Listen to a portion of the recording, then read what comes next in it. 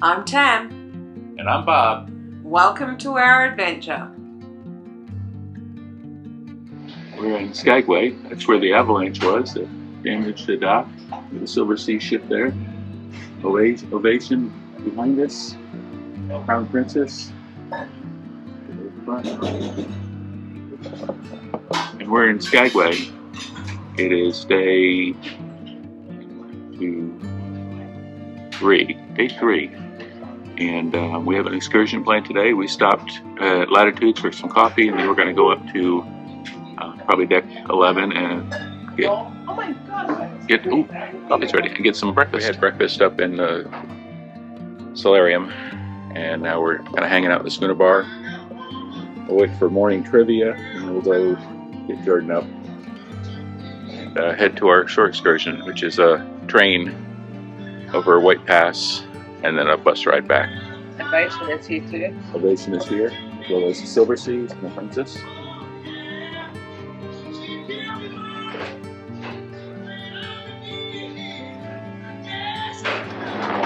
Alright, we're getting off the ship in Skagway, heading to our shore excursion.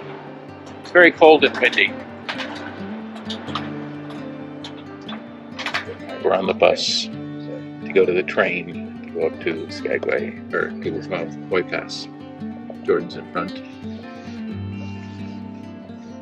Me and Tam are behind her. Our section of that here in Southeast Alaska is the Tongass National Forest. It's the largest national forest in the United States. It's only 4 streets wide by 23 streets long. Kind of fair. Mainly pizza here. On the left as well, you're going to see the Arctic Brotherhood Hall. It's that unique facade of over 8,000 pieces of driftwood attached to it. It was a fraternal organization made by some young men during the gold rush. On the left there, the Golden Domed building was the Golden North Hotel. It's the oldest hotel in the state of Alaska. These days just serves as a gift shop. All through here, the first 4 or 5 blocks are predominantly original construction from between 1896 and 1900. In the early 20th century, they did shift around some of the locations using a system of logs as axles and horses to sort of change the face of the town after the gold rush. On the left is Wells Fargo, the one and only bank in Skagway. You have just entered and exited the entire financial district.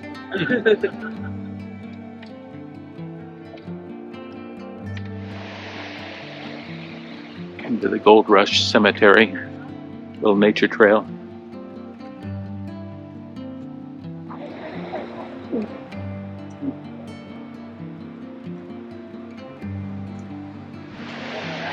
To our train.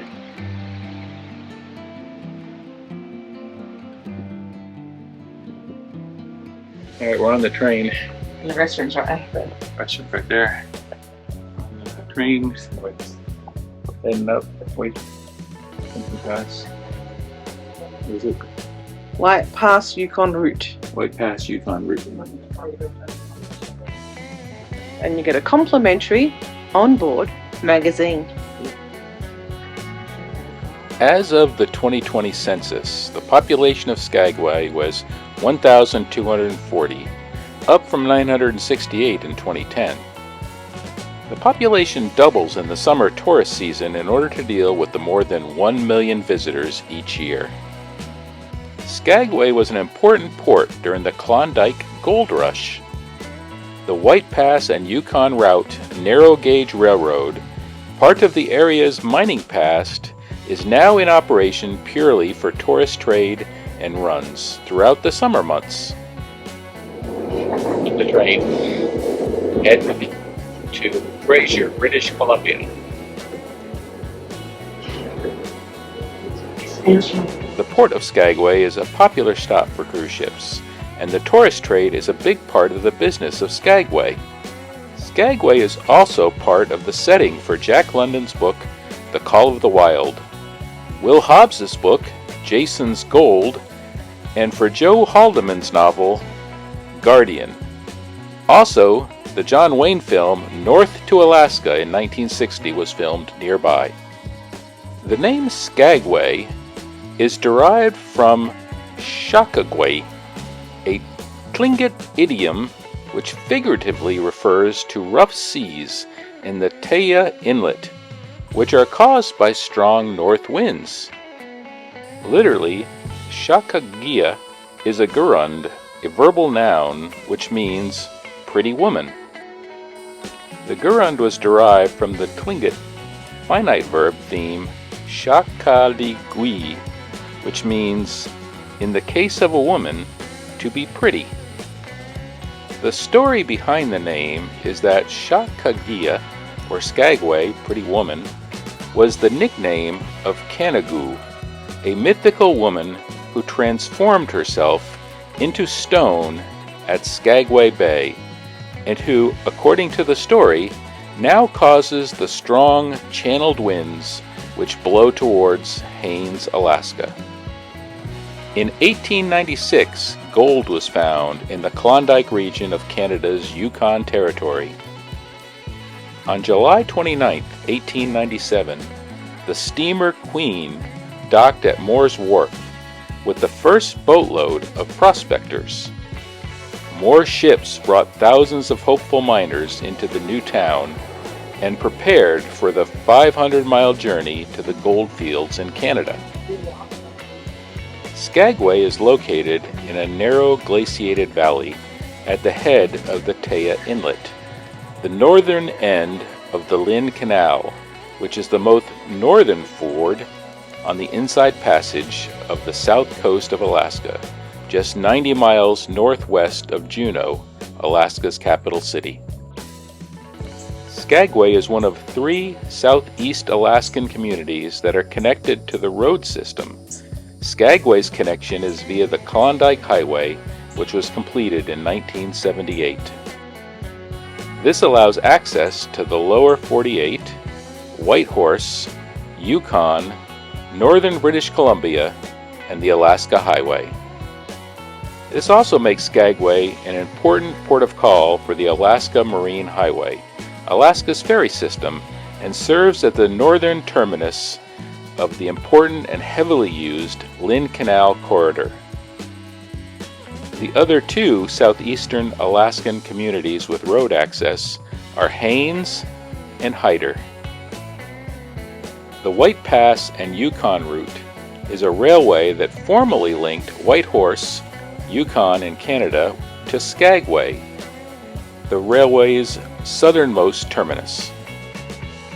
Today, trains travel several times a week from May through September from Skagway to the small community of Carcross, approximately 45 miles southwest of Whitehorse.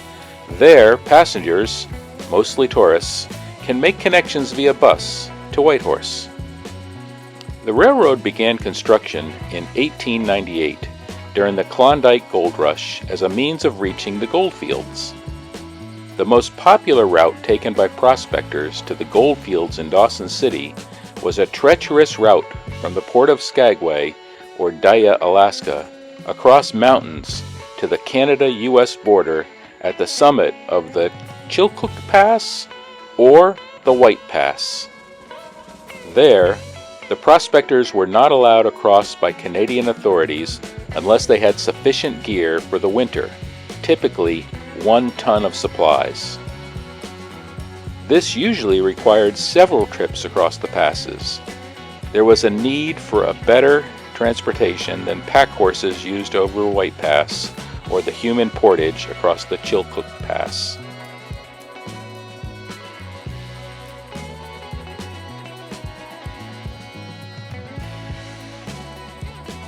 As a side note, this upcoming bridge you're going to see here in a second was used by the railroad until about 1970, when it was replaced by the tunnel that goes through the summit at White Pass. Construction of the railway started in May 1898, but they encountered obstacles in dealing with the Skagway city government and the town's crime boss, Soapy Smith. The railway company's president, Samuel Graves, was elected as chairman of the vigilante organization that was trying to expel Soapy and his gang of confidence men and rogues. On the evening of July 8, 1898, Soapy Smith was killed in the shootout on Juneau Wharf with guards at one of the vigilantes' meetings. The railroad helped block off escape routes of the gang, aiding in their capture, and the remaining difficulties in Skagway subsided. The last spike was driven on July 29, 1900, with service starting on August 1, 1900. By then, much of the gold rush fever had died down. As the gold rush wound down, serious professional mining was taking place, not so much for gold as for other metals such as copper, silver, and lead. This port was Skagway, and the only route there was via the White Pass and Yukon routes railroad. We are in Fraser, British Columbia, in Canada. Customs came through the train. We're getting ready to get on our tour bus to go back towards Skagway after doing the White Pass rail.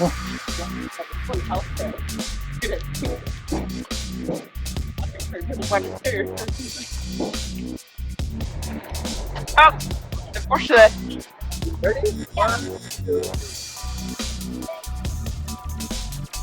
Yeah, heading back to the bus. We're on the bus, heading back towards Skagway from Fraser, British Columbia.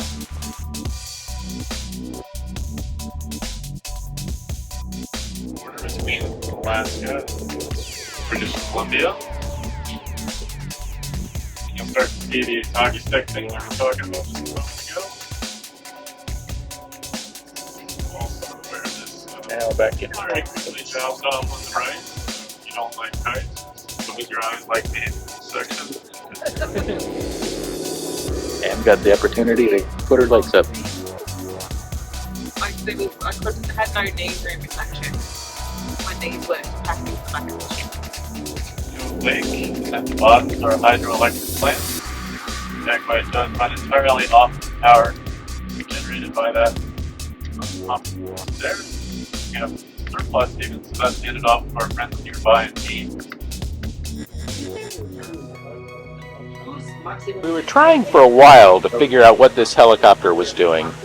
We guess he's practicing lifting items up and carry them away, because he did several runs of it. So, interesting anyway.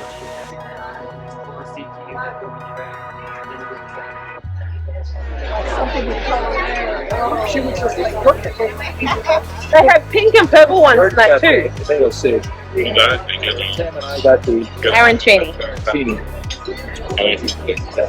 for our starters. See? Lasagna. Bob went with the Chicken parmesan. George went Parma. chicken parmesan. Sorry. So I went with the chocolate hazelnut cake. What did you get? The lemon curd tartlets. Lemon curd tart. He's the big one. Also a lemon curd tart. So Jordan is Interesting choice. Interesting choice. Hello, are you a little unicorn? Yes. Very. Oh, he's What's your lady's name? Paulina, peace Paulina, right, okay, and nice little bag you've got there, the Bible, yeah, you might need that by the looks of it, and where are you from? Lost Fee, yes, okay, nice, and what is your profession? You're a pilot? I wasn't expecting that, wow. Ladies and gentlemen, please give a big round of applause for the ladies this evening. Now Russell, what's going to happen now is Russell is going to parade our ladies in our final catwalk of the evening as they make their way round all around the clubhouse and girls. Let's do it.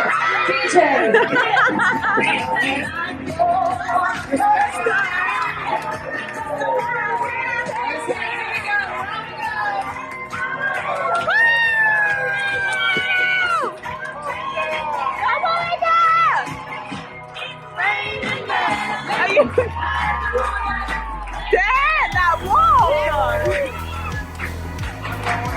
Come on, girls, show them what you got.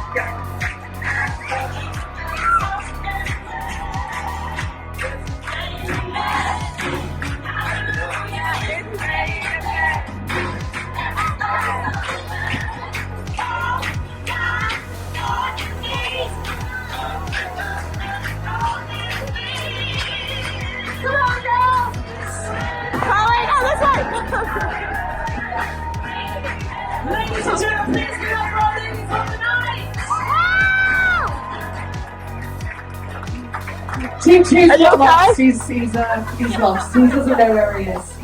Team 6, someone claim Team 6 as well. Someone claim Team 6.